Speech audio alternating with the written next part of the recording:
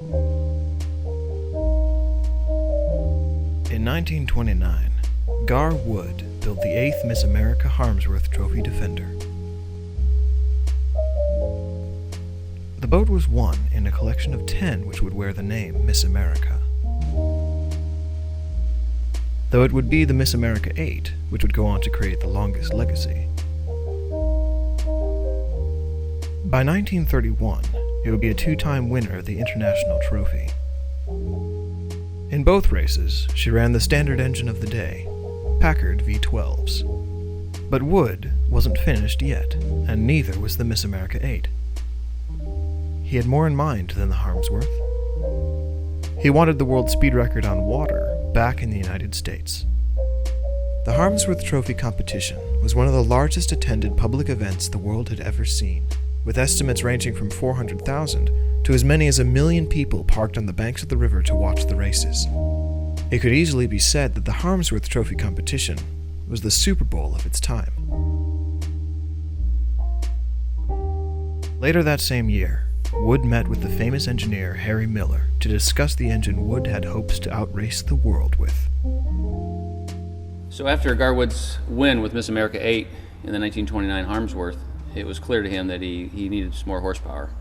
And the Packards were certainly durable, and they'd done a great job for him to that point, but he was looking for solutions.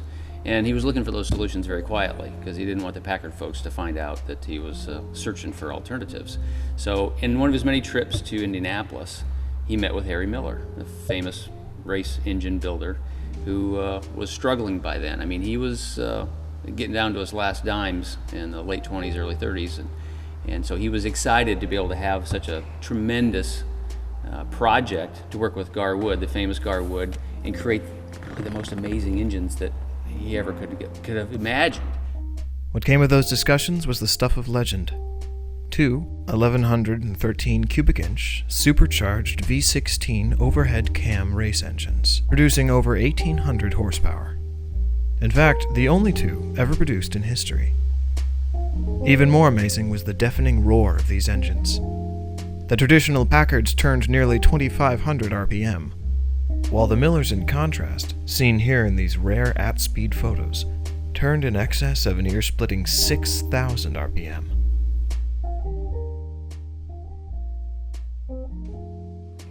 So as Harry was finishing the engines, and it was a pretty trying relationship, he actually quoted, the understanding is $20,000 to build these 2 engines back in 1930. And as he had quoted that, he had overruns and had to go to Garwood for a little extra money to finish. But as they got closer, the 1931 Harmsworth was bearing down on him on a date. And they did get the engines in the boat. We're told, the rumor is, the engines were in the boat prior to the 31 Harmsworth, but they had a mechanical failure. So they had to pull the Millers out of the boat, put the Packards back in the boat, run the 1931 Harmsworth, and of course they won that race. A bit controversial, but they did win the race. Narrowly missing the world speed record, and Wood not wanting the Packard people to realize his swap, the engines were removed from the boat and subsequently sold to a private party. It was possibly the greatest final effort at engine design from Harry Miller, until he filed for bankruptcy in 1933. Buying the remnants of Miller's company, Fred Offenhauser went on to use the design to create the famous 4-cylinder that won Indianapolis and countless other races for decades. Now, after nearly 80 years of separation, the original Miller engines have been reunited with Gar's favorite Miss America hull.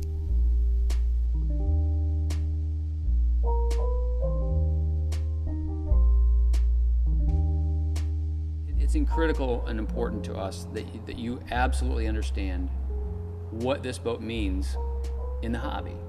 And to say that it's rare isn't even fair. There's an adjective that has to be more significant of that. And you think about the incredible amount of $1 million plus boats that are brand new today that are going to be sold in the market just in the next year. And those boats will be worth 500 grand plus or minus within that next year. They depreciate instantly. It's an amazing asset, and it will only go up in value irrespective of what it sells for at our auction. We just want to make sure that you are comfortable enough to come to us to make sure that you understand any and everything that you would like to know about the boat, so you never have the regret that virtually every one of us in the hobby has had. I should have bought that when I had the chance. 3 of the original 10 Miss Americas are in existence today. Only the 8th has ever been fitted with the Miller V16s, and only the 8th is being sold at auction with the exact 1930 one-off engines. It could be said that of the 3 remaining Miss America hulls, the 8th is the only boat left with engines that actually competed for the world speed record. The original Packards, which powered the 9 and 10, are gone forever. Conceived, designed, built, owned, and raced by one of, if not the most notable figure in boating history, Garfield Wood. If one were to own a classic boat described as a true American treasure, one would own the Miss America, the